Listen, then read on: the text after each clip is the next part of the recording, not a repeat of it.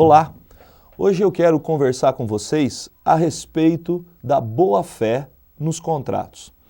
A figura da boa-fé inicialmente evoca uma ideia de honestidade, de probidade. Muito bem. Mas os contratos, por sua vez, trabalham com a ideia de lei entre as partes. É muito comum as pessoas entenderem que aquilo que está escrito faz lei entre as partes e deve ser cumprido, como se isso fosse uma norma categórica, imperativa.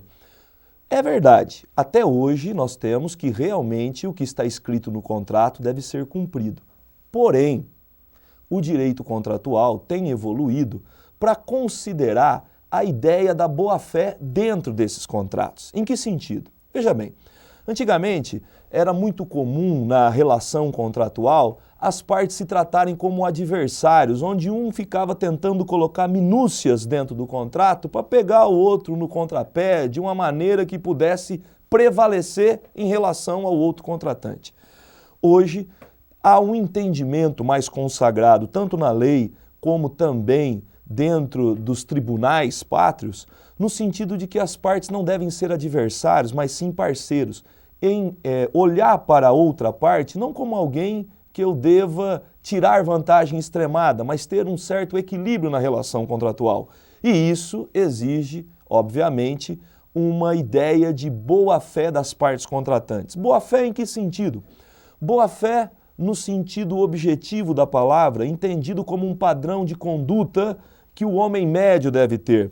Um padrão de retidão, de honestidade, de não querer haver prevalecimento de uma parte em detrimento da outra. Por isso, quando se identifica dentro do contrato determinadas cláusulas que são consideradas abusivas, apesar delas estarem postas no contrato, elas não têm validade. Exemplo, nós poderíamos aqui invocar a ideia da cláusula de eleição de foro. As partes ajustam aqui em Maringá um contrato, todavia, uma delas exige que esse contrato seja discutido judicialmente num foro ou numa comarca completamente diferente daqui da região ou da comarca de Maringá. Isto, dependendo da circunstância, pode ser considerado abusivo, porque afinal de contas faria com que uma das partes pudesse ter uma dificuldade no acesso da justiça. Consequentemente, na maioria das vezes, se estiver estipulado, não terá validade. Outro exemplo, uma cláusula que eventualmente excluísse a responsabilidade de um produtor ou de um fornecedor de serviço sobre o produto ou serviço que ele está prestando. Ora, se você está entregando algum produto para alguém ou está prestando algum serviço para alguém, é óbvio que você tem que garantir aquilo que você está fazendo ou aquilo que você está produzindo.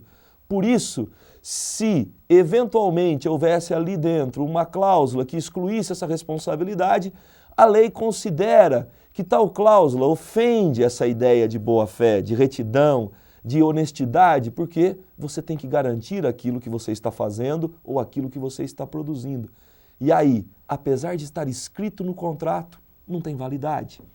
Essa boa-fé, na verdade, ela é até mesmo anterior ao contrato e posterior ao contrato celebrado. É muito comum nós falarmos em boa-fé pré-contratual e boa-fé pós-contratual. Como isso se dá? Antes, na boa-fé pré-contratual, imaginemos que antes de um contrato ser realizado, existem as tratativas, as pessoas estão ali discutindo. Se eventualmente aquele contrato não se concretiza, não é por isso que você tem que dizer para os demais ou levar ao conhecimento dos outros que não participaram da relação contratual os eventuais segredos existentes dentro daquela discussão negocial.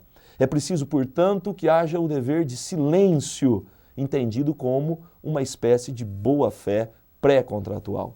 Boa-fé pós-contratual, após o contrato já ter sido extinto ou celebrado.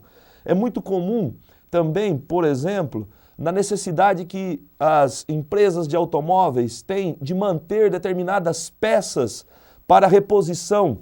No caso de haver uma falta daquela peça, você estaria numa situação desguarnecida de poder arrumar o seu automóvel, por exemplo. Por isso, apesar do contrato de compra e venda do bem já ter sido concretizado, ainda há uma necessidade de se manter ao longo do tempo esta reposição de peças de estoque para que haja, portanto, a possibilidade daquele que comprou ter o acesso ao conserto, se eventualmente seu carro se quebrar.